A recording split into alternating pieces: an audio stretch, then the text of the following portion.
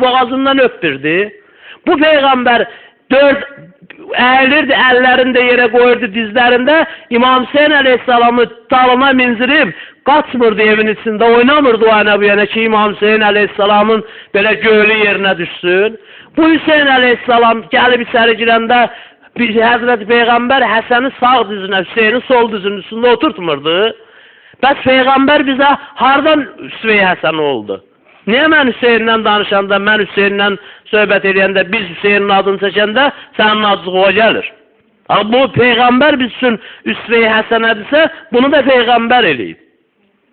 Peyğəmbər deyirdi Həzrəti Zeynəbi namaz üstündə qucağına götürürdü, rüküyə gedəndə qoyurdu yerə, səcdəni eləyirdi, qalxanda təzədən götürürdü, qucağında saxlayırdı. Bu Zeynəb, o Zeynəb deyirmi ki, Peyğəmbər onu namaz üstündə qucağında saxlayırdı. Və tamam fəqihlərin hamısı namazda xırda hərəkətin caiz olub olmamasına dəlil gətirəndə Peyğəmbərin həmin hərəkətin dəlil gətirirlər. Namazda üzümə milçək qondu, qova bilərəm ya qova bilmərəm. Deyir, qova bilərsən. Dəlil nədir? Deyir, Peyğəmbər Həzrəti Zeynəbi əlini uzadır, götürüb qoyurdu, tuturdu yanında və rüküyə də gedəndə qoyurdu yerə. Bu hərəkət bir milçək qovmaq qədər hərəkət deyir. Ondan da artıq hərəkətdir. Deməli, namaz üstündə bu kiçik hərəkət eləməyi olar. Hətta bunu fəqihlər dəlil də gətirirlər. Bu həmin Zeynəbdir də. Bu həmin Peyğəmbərdir ki, bizim üçün nümunədir. Bu da həmin Zeynəbdir ki, bizim üçün nümunə olan Peyğəmbər onu namaz üstündə hətta qucağında saxlayırdı. Bu həmin Hüseyindir ki, Peyğəmbər onun boğazından öpürdü. Niyə məhz boğazından öpürdü? Səbəbi var. Adətən, ürfən, uşağın üzündən öpərlər. Şimdi bir adam da üzündən öpüb, doyub, boğazından öpür, ondan işim yoxdur. Amma adətən uşağın üzündən öpərlər. Niyə məhz Peyğəmbər İmam Hüseyin əleyhissalamın boğazından öpürdü? Bu nəyə işarədir? Kimdə də bunu qanmır, heç qanmayacaq da və axirədə qədər də qanmayacaq? Niyə görə qanmayacaq? Mürəkkəb, cahillik neçə cürdür? Onun qəşəng bir şeiri də var. Söz verirəm inşallah bu yaxında əzbərləyib onu danışaram sizə. Bir cahil var, bilir. Amma bilməyin bilmir. Qəşəng qulaq asın da, vaxtımız buna getirəsin. Mən səni tanıyıram. Amma yadımdan çıxıb ki, səni tanıyıram. Mən bir şey bilirəm. Yadımdan çıxıb ki, o şeyi bilirəm. Bilməyimi bilmirəm. Deyir, bu cahillik pis cahillik deyir. Bu adamı oyadın, başa salın. Sən bu şeyi bilirsən. Dur get. Onu oyadın deyir, getsin. Onun məsələsi yoxdur. Bir adam da var, bilmir. Bilməməyin də bilir.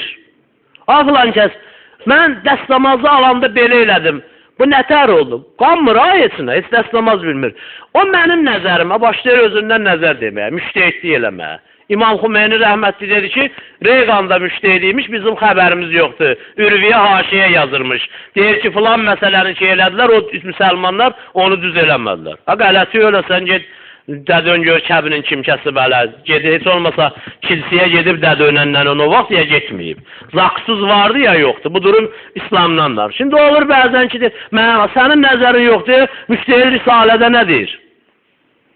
Müstəhid bu barədə risalədə nə deyir?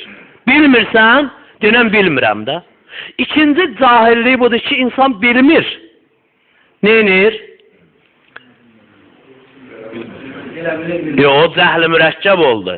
Biri budur ki, bilir, bilməməyin də bilmir. Bunu oyadırsan ki, sən bilirsən. Biri bilir, bilməməyin də bilmir, bilməməyin də bilir. Məsələn, qardaş bu məsələ necədir? Bilmirəm. Görsən, bilmirəm, özü cahil o məsələyə, cahil olmağında etiraf edir. Deyir, bilmirəm. Şair deyir, əlbəttə bu şair şeirə çəkib, bunun bu filosofların, məntiq alimlərinin sözüdür. Şair deyir ki, bu adam da pis adam deyir. Niyə? Bu şeylə bilməməyin qəbul edir. Bu yavaş-yavaş gəlib nə olacaq? Bilənlərdən olacaq. Sulun sudan çıxardacaq. Bir də var deyir, cəhli mürəkkəb. An kəs ki, nə meydanət və nə meydanət ki, nə meydanət, در جهل مرکب ابد الدهر بماند. O adam ki bilmir. bilməməyin də bilmir, o əbədüddəhr, qiyamətə qədər elə cahil cəhl mürəkkəbdə nə edəcək? Qalacaq. Bunu öyrətmək mümkündür. Niyə görə? Bu demir ki, mən bilmirəm, deyir, hər şeyi bilirəm. O birinə deyirdilər, tramvay görmüsən, dedə, önləri 2 kilo aldım, getdim, evdə yedik. Ha, tramvaydan danışırıq o biz. Bu cahildir, bilməməyin də qəbul eləmir. Buna deyirlər, cəhli mürəkkəb. Yaxşı, ay cəhli mürəkkəb, sən niyə ömründə bir dəfə fikirləşmədin ki, bu Həzrəti Peyğəmbər ki, İmam Hüseyin əleyhissalamın boğazından öpdü, niyə məhz boğazından öpürdü? Həmişə boğazından öpürdü. Niyə görə Həzrəti Peyğəmbər bu cürə deyirdi? Niyə Həzrəti Peyğəmbər İmam Hüseyin əleyhissalam dünyaya gələndə başladı gözünün yaşını tökməyə? Niyə Həzrəti Zəhra hətta İmam Hüseyin əleyhissalama hamilə olan vaxtlarda oturub ağlayırdı, səbəbini də soruşanda deyirdi ki, bu əhval-ruhiyyə, bu uşaq məndə bəzi əhval-ruhiyyələr yaradır ki, mən ağlamağıma səbəb olur. Bunu Həzrəti Peyğəmbərə deyəndə Həzrəti Peyğəmbər də neyinirdi? Ağlayırdı. Ki, nəhayət açdı Həzrəti Peyğəmbər dedi ki, məsələ bu cür olacaq. Ki, biz bu barədə danışsaq, çox gərək danışılaq. Yaxşı, bunları Peyğəmbər üsve-i həsənədir. Peyğəmbər gözəl nümunədir. Əsas nümunədir. Ən yaxşı nümunədir. Peyğəmbər ki, bu işi görüb, indi mən o işi görəndə niyə görə sənin acığın gəlir? Niyə görə qəbul eləmirsən? Niyə görə mənə ad qoyursan? Niyə görə bunu başqa cürə fikirləşirsən? Niyə? Mən Peyğəmbərin. Şalvar gəlib bizə çıxanda sünnəti Peyğəmbər olur. İmam Hüseyin əleyhissalama ziyarətinamə oxunanda nə olur? Bütpərəstlik olur. Pis əməl, bidət olanda, dindən olmayan iş olanda, nə bilim, millətin, insanların zəhləsin tökən iş olanda olur sünnəti Peyğəmbər. Amma İmam Hüseyin əleyhissalamın barəsində nəsə deyiləndə, nəsə danışılanda, mərsiyə oxunanda, ya zəncir vuranda, ya neynəyəndə nə olur? Bu olur bidət, bu olur pis iş, bu olur müşriklik. Belə sən niyyətsən, mən də qəbul edirəm. Mən də deyirəm, sən qulaq asın. Sən də deyirsən, mən qulaq asacağım. Amma ləkum dinikum vəliyədin. Sənin dinin sənə məxsusdur, mənim dinim özümə məxsusdur. Nə sən Hüseyinci olan deyirsən, nə mən Hüseyindən dönən deyirəm. Elə deyir. Nə sən Hüseyinci olan deyirsən, nə də mən Hüseyindən dönən deyirəm. Qiyamət də ki, innəs saətə qərib. Qiyamət gəlib çatıb. Lap qulağımızın dibindədir. Lap yaxındadır.